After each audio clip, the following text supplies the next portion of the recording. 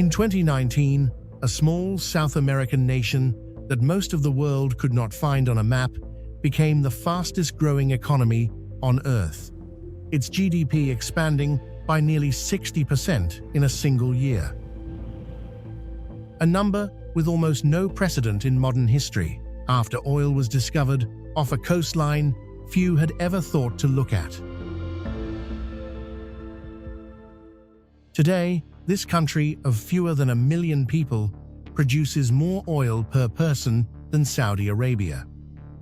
And yet, the true strangeness of Guyana was never the oil beneath its waters, but the ground itself, a capital city built roughly 6.5 feet below sea level, kept dry only by a wall of stone and a network of hand-operated gates that have held back the Atlantic Ocean for 300 years, so that nearly 1 million people live their entire lives on the correct side of a tide table. Beyond that engineered coastline lies a country the modern world has barely photographed. A rainforest covering 80% of the national territory, older and more intact than the Amazon basin to its south, where a single waterfall drops nearly 5 times the height of Niagara into a gorge with no guardrails, where jaguars still outnumber roads, and where a grassland larger than some countries floods and dries on its own ancient schedule, twice a year, indifferent to anyone watching. This is a nation that has spent centuries surviving something far harder than a headline, quietly building 6 displaced peoples into one culture while nobody was paying attention. Now the world is finally looking, but for all the wrong reasons. Before we can understand what Guyana's oil boom means, we have to see what it has always been hiding in plain sight. This is Guyana, where we are looking.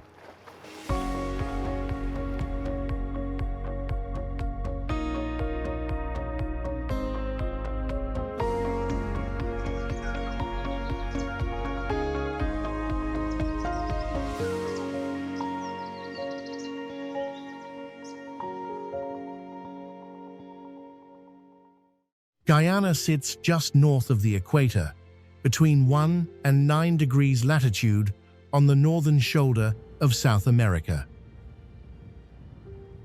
A position that places it inside the belt of the planet that never really experiences a season in the way temperate countries understand the word.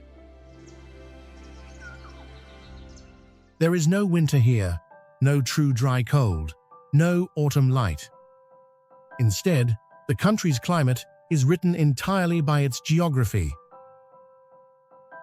A flat, low coastal plain facing the open Atlantic, backed by a vast, humid interior rainforest, and framed to the west by highlands old enough to have outlasted the continent's own geological rearrangements.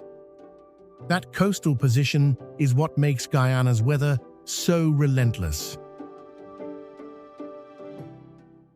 Warm, moisture-heavy trade winds blow steadily off the Atlantic, meeting almost no elevation to break them until they reach the distant Pacaraima highlands, hundreds of miles inland. So the coast absorbs the ocean's full humidity with nothing to filter it, holding temperatures in the mid-80s Fahrenheit nearly year-round, with almost no daily variation to speak of. Guyana's location also places it directly inside the seasonal migration path of the Intertropical Convergence Zone, the band of intense atmospheric activity that circles the equator and shifts north and south with the sun.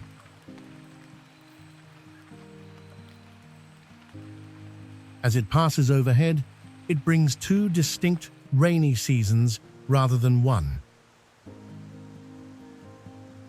A longer wet season from roughly May to August, and a shorter one from November to January.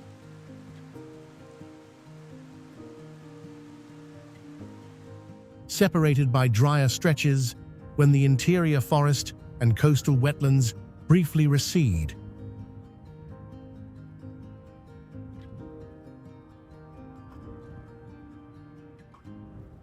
Look at Georgetown from above today, and you will see two cities occupying the same coordinates. One is made of glass, new office towers built for ExxonMobil and its partners, five-star hotels charging more per night than many Guyanese earn in a month. The other is Tiger Bay, a few streets away, where children still wade through flooded, unpaved lanes to get home, in a neighborhood the oil boom has not yet reached. Since 2019, when offshore drilling began, Guyana's economy has grown by staggering annual margins. Nearly 60% in a single year at its peak, and this small South American nation, once the poorest on the continent, now produces more oil per person than Saudi Arabia. The wealth has arrived faster than the roads, the hospitals, or the wages required to actually feel it, leaving the country caught between the promise of becoming a Norway of the South and the risk of a resource curse it has not yet managed to avoid. The stakes reach beyond economics. Roughly 2/3 of Guyana's territory has been claimed for over a century by neighboring Venezuela, a dispute that has only sharpened as the oil wealth has grown. For a country of fewer than 1 million people, beside a neighbor with a military many times its size, the same discovery that transformed its economy has placed it unmistakably on one of South America's most dangerous geopolitical fault lines. But Guyana's current crisis of sudden wealth is only strange if you don't know what came before it. For most of its modern history, this was not a country people misunderstood. It was a country people simply never thought about. Wedged between Venezuela and Suriname, the poorest nation on the continent.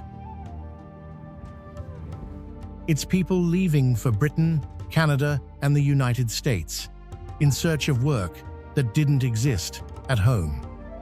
What makes it strange, even before the oil, is its geography of contradiction. The only English-speaking nation in South America, surrounded on every side by Spanish and Portuguese speakers, with nearly 90% of its population living on a coastal strip that sits roughly 6.5 feet below sea level at high tide.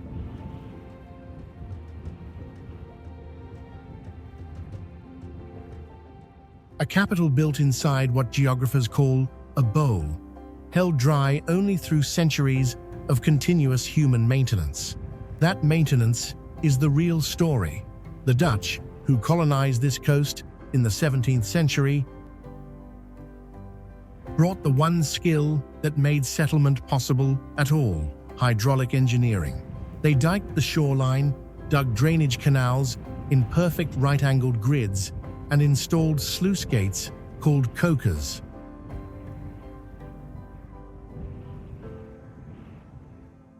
Wooden and iron structures that open at low tide to release the land's excess water and slam shut at high tide to keep the ocean out.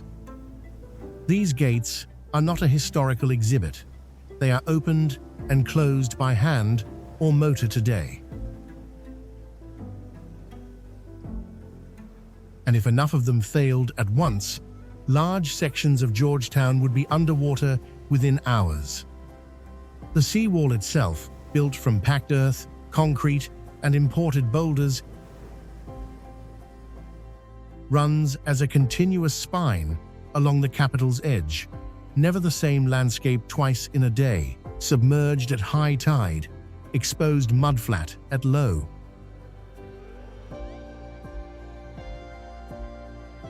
And on Sunday evenings, this flood defense infrastructure becomes something else entirely: As the sun sets over the same ocean, the wall exists to hold back.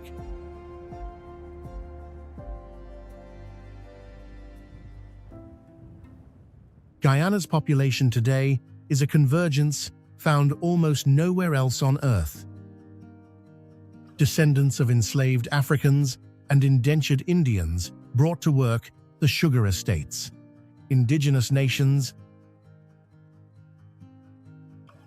Makushi, Wapishana, Waiwai, Arawak, Carib, Patamona, and others,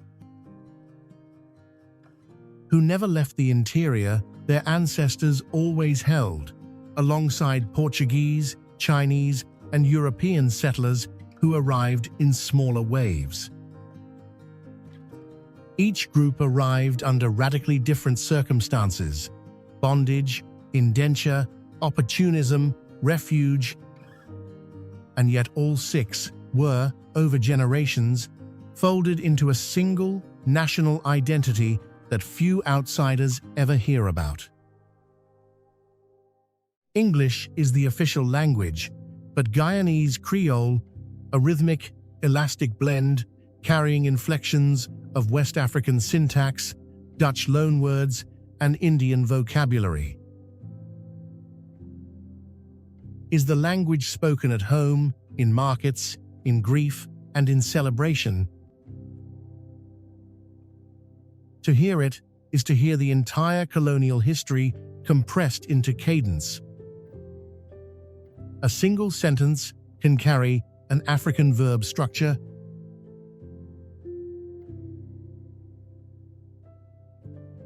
a Dutch place name, and a Hindi endearment, all in the same breath, without anyone in the room noticing the seam.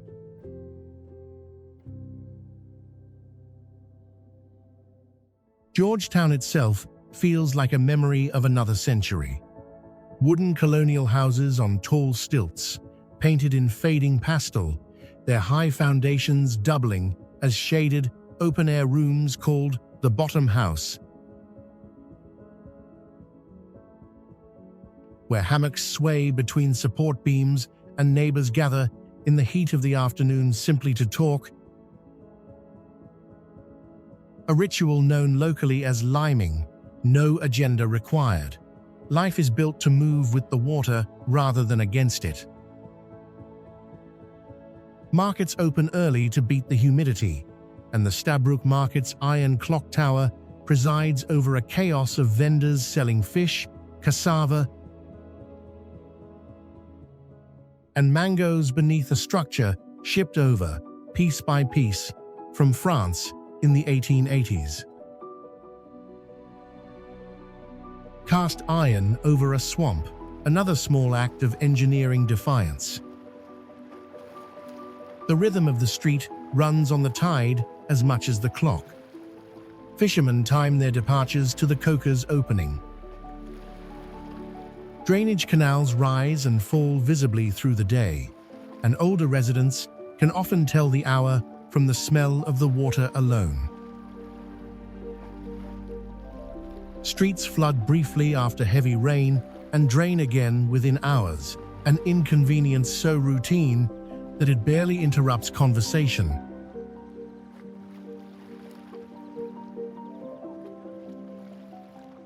Guyanese food carries the same DNA of necessity turned into identity. Pepper pot meat, slow-cooked for hours in kasserip, a thick, black syrup made by boiling down the juice of bitter cassava,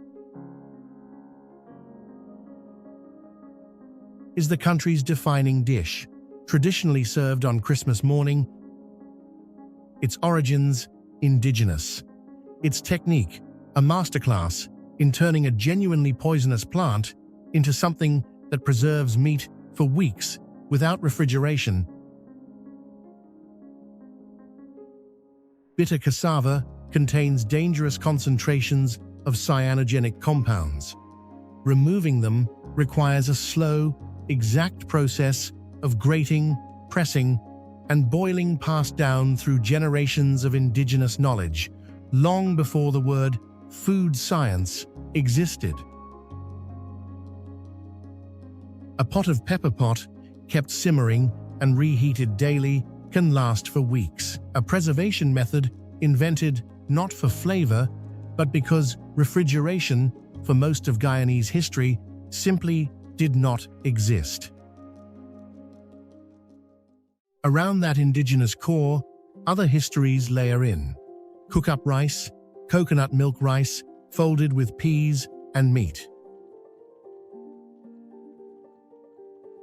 An Afro-Guyanese comfort food, eaten on Saturdays in households across the country. Curries and roti carried over by indentured Indian laborers in the 19th century and now eaten daily. Not as ethnic cuisine, but simply as dinner. Street vendors selling bara and faluri fried lentil snacks along the seawall at dusk. Even small gestures carry the country's flavor logic. Pineapple eaten with a dash of salt. The mineral edge cutting through the fruit's sweetness, a habit visitors often find strange until they taste it themselves. Walk any Georgetown street corner long enough, and you will find another, quieter economy operating alongside the food stalls. Vendors selling small plastic bags of dark, bitter liquid, brewed from roots and bark, sold under names half medical and half folkloric.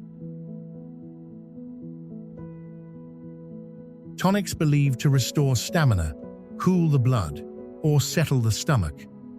Recipes passed down informally rather than printed anywhere. This is not superstition performed for tourists. There are almost none here to perform for. It is a genuinely functioning parallel medicine, born of centuries in which formal healthcare rarely reached beyond the city, and indigenous and African plant knowledge filled the gap and never fully receded, even as clinics arrived.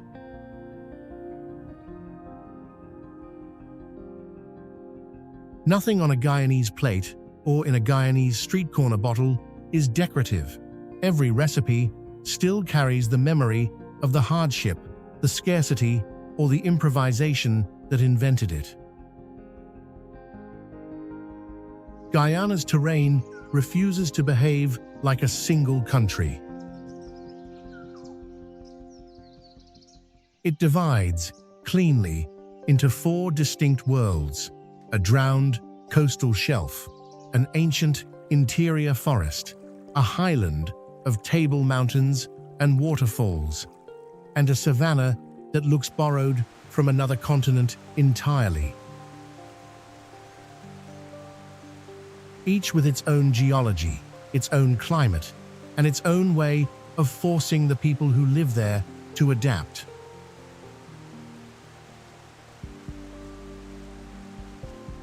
Georgetown sits inside what geographers describe, quite literally, as a bowl, a colonial-era capital of wooden architecture built roughly 6.5 feet below sea level at high tide. Kept dry only through a defense system inherited from Dutch engineers in the 17th century. A colonial-era capital of wooden architecture built roughly 6.5 feet below sea level at high tide, kept dry only through a defense system inherited from Dutch engineers in the 17th century.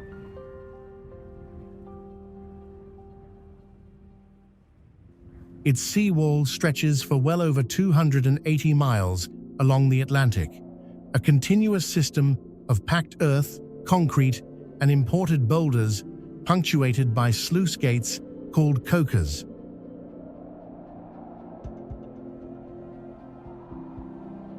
The reason the city exists at all, and every Sunday evening, its most beloved public gathering place.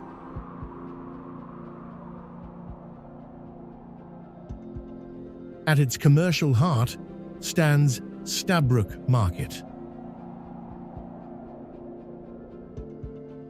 presided over by a cast-iron clock tower shipped from France in the 1880s, a still fully functioning Victorian-era market on the banks of the Demerara River.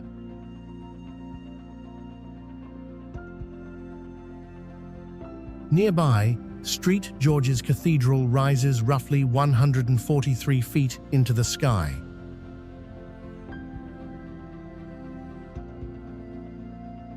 Among the tallest wooden buildings on Earth, built almost entirely from greenheart, a dense, rot-resistant hardwood native to Guyana's own forests. Chosen specifically to withstand the coast's relentless humidity. A few streets from the cathedral's spire sits Tiger Bay, a working-class neighborhood whose unpaved lanes still flood after heavy rain within sight of the city's new oil-financed towers. The clearest single frame in the country for the gap between sudden wealth and daily reality. North along the coast, Shell Beach stretches 90 miles, largely undeveloped, named for the crushed shell that composes its sand. A critical nesting ground for 4 species of endangered sea turtle, patrolled seasonally by local and indigenous rangers, reachable only by boat through mangrove channels.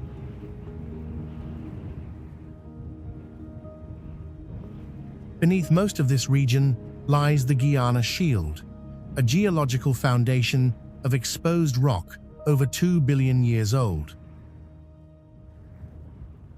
Among the oldest stable landmasses on the planet, predating complex life itself, and the reason the region's biodiversity has had so long undisturbed to specialize into forms found nowhere else.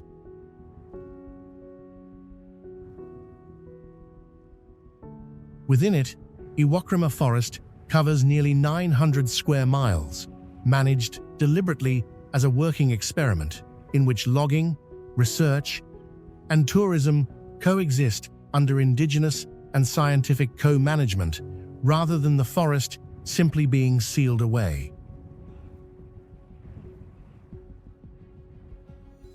Its signature feature is a canopy walkway suspended roughly 100 feet above the forest floor, high enough to place visitors inside the layer of the forest, where most of its biodiversity actually lives, where jaguars, harpy eagles, and giant otters have all been documented.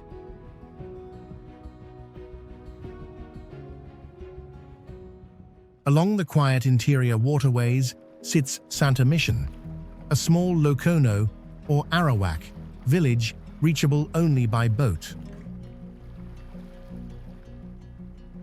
where daily life runs on river time, fishing, and small-scale agriculture paced by the canals rather than any clock.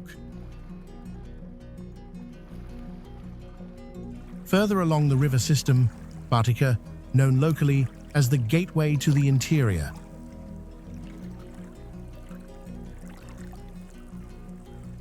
sits at the confluence of 3 rivers and has functioned for well over a century as the last real town, before the deep bush, historically the starting point for pork knockers heading upriver in search of gold and diamonds.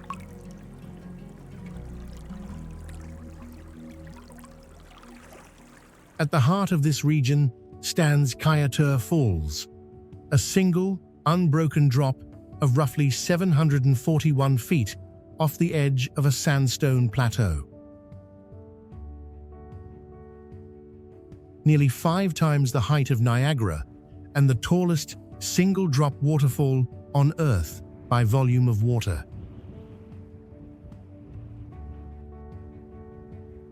Reachable only by small aircraft, it remains almost entirely without infrastructure. No guardrails, no crowds, just a narrow trail through the forest, ending abruptly at open air. Local Patamona legend holds that the falls take their name from a chief who canoed deliberately over the edge as a sacrifice to protect his people. Further west, along the remote border with Venezuela and Brazil, rise Mount Roraima and the tepuis.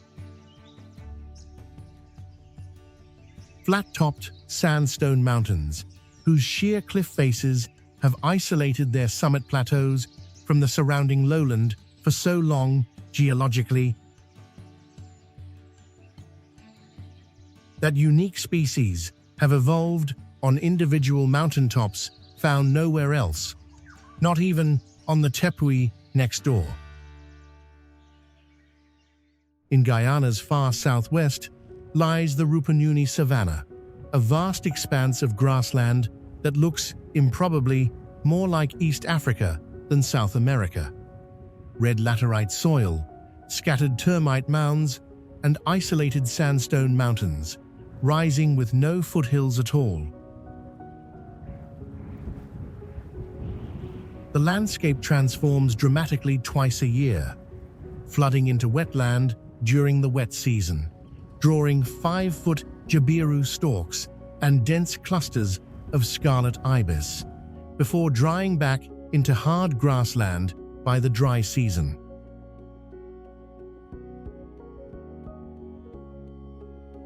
It is also the heart of Guyana's vaquero cattle herding culture, largely unchanged for generations.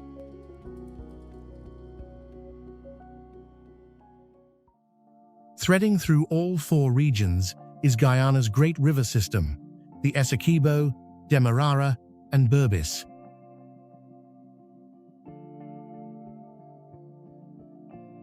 Running roughly north to south and functioning as the country's circulatory system in a nation where roads rarely reach the interior.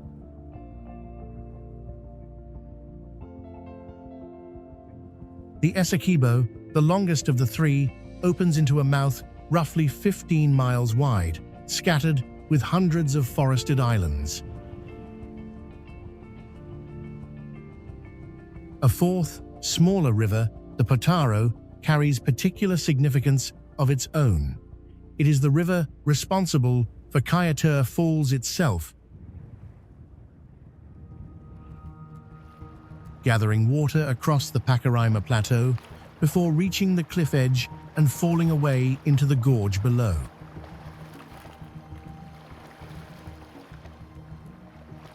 It is not that any single landscape here is beautiful in the way famous destinations are usually beautiful. It is that Guyana compresses 4 almost unrelated worlds.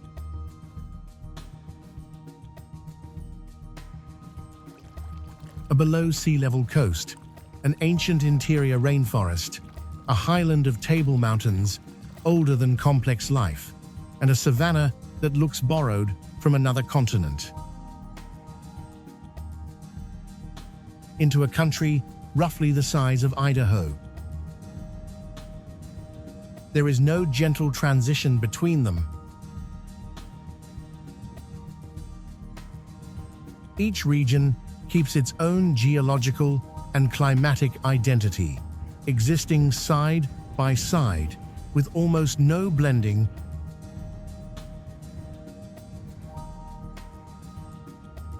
as if the country had been assembled from several different maps that were never quite meant to be one.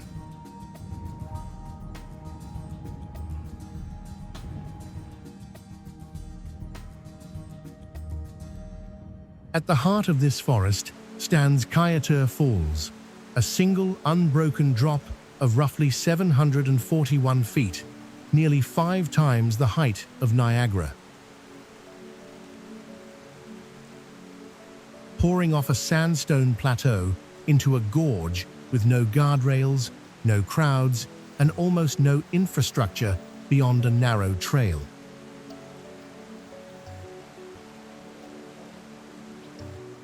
Local legend, passed down among the Patamona people, holds that the falls take their name from Kai,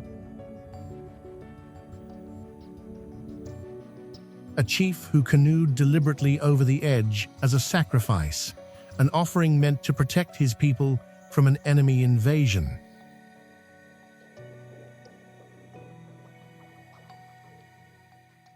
A story that turns a geological wonder into an act of collective memory, the water itself carrying an old debt of courage.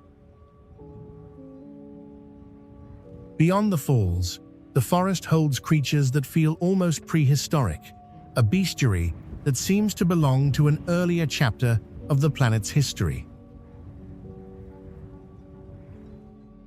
Harpy eagles, among the most powerful raptors alive, carry talons in the length of a grizzly bear's claws and can lift prey the size of a small monkey clean off a branch.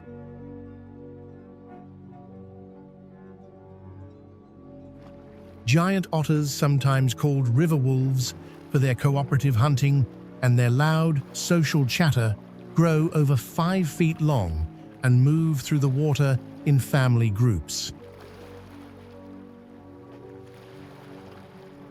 Arapaima, one of the largest freshwater fish on Earth, can weigh over 400 pounds and must surface to gulp air every few minutes, a living relic of a much older aquatic world.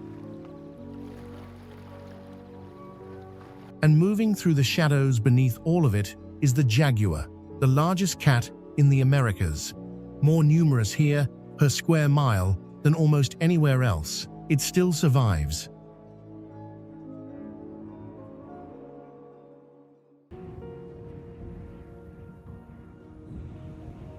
They are simply positioned exactly where generations of accumulated knowledge decided was livable.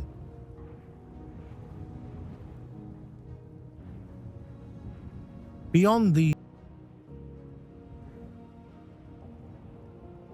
work small claims alone or in that has drawn people into the Guyanese interior for over a century, an older, harder version of the wealth now being pumped from beneath the ocean floor. On the open savannas of the far south, along the Brazilian border, vaqueiros, Guyana's own cowboys, many of indigenous and mixed heritage, ride barefoot across the grasslands herding cattle, a tradition inherited from Brazilian ranching culture and adapted to a landscape of red, laterite soil and scattered termite mounds that looks more like East Africa than South America. Conservation projects such as Iwokrama now thread canopy walkways nearly 100 feet above the forest floor, allowing scientists and a small, steady trickle of visitors to study a rainforest that indigenous communities have already managed sustainably for thousands of years, long before the word conservation existed anywhere outside of practice.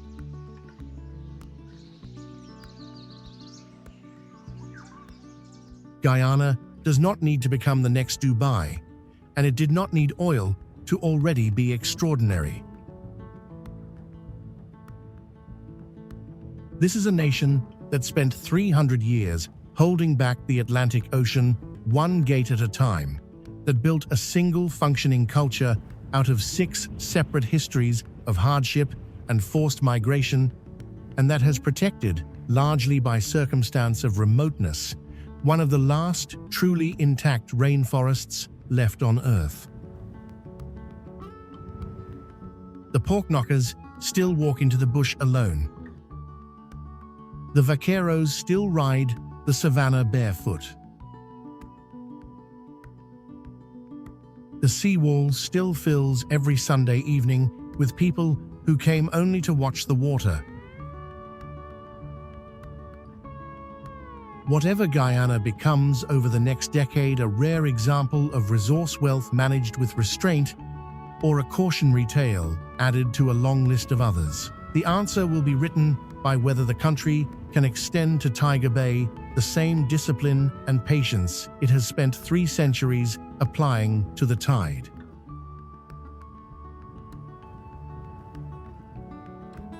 its deepest resource was never actually beneath the ocean floor.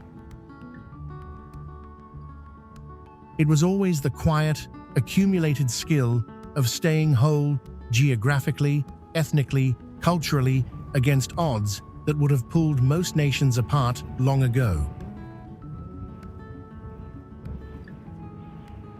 That is not a story that ends at Guyana's border, because other unreal places holding the same lessons are still waiting to be found. That is the story oil money can distort, but it was never the story oil money created, and it is not one oil money can buy back if it is lost.